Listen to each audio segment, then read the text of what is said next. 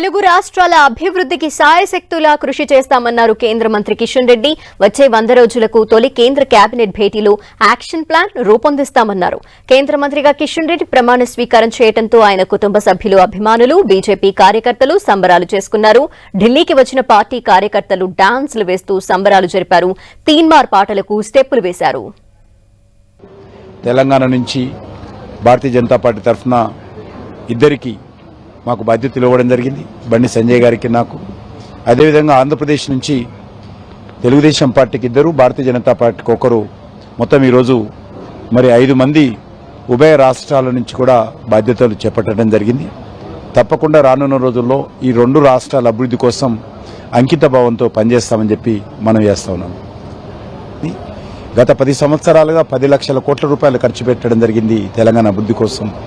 కేంద్ర ప్రభుత్వం అది సంక్షేమ కార్యక్రమాలు కానీ, మౌలిక వసతులు కానీ, ప్రాజెక్టుల నిర్మాణం కానీ, మరి రాష్ట్ర ప్రభుత్వానికి ఆర్థిక సాయం అందించే విషయంలో కానీ అన్ని రకాలుగా 10 లక్షల రూపాయలు కేటాయించడం జరిగింది.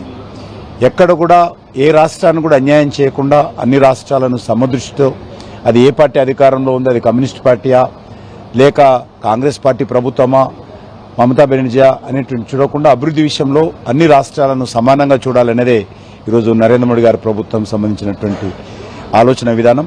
ఆ దిశలోనే రానున్న రోజుల్లో కూడా బీజేపీ, కాంగ్రెస్ లేకపోతే కమ్యూనిస్టు అని చూడకుండా అన్ని ప్రభుత్వాలను సమాంతరంగా మరి దృష్టిని కేంద్రీకరించి కేంద్ర ప్రభుత్వం నుంచి ఆ రకంగా నిధులు ఇవ్వడంలో కానీ, ప్రాజెక్టులు అమలు చేయడంలో కానీ, సంక్షేమ కార్యక్రమాలు మరి ప్రజల మధ్యలోకి తీసుకుపోవడంలో కానీ అదే దిశలో ఉంటాం. తప్పకుండా ఇప్పుడు వచ్చేటువంటి ఈ 5 సంవత్సరాలు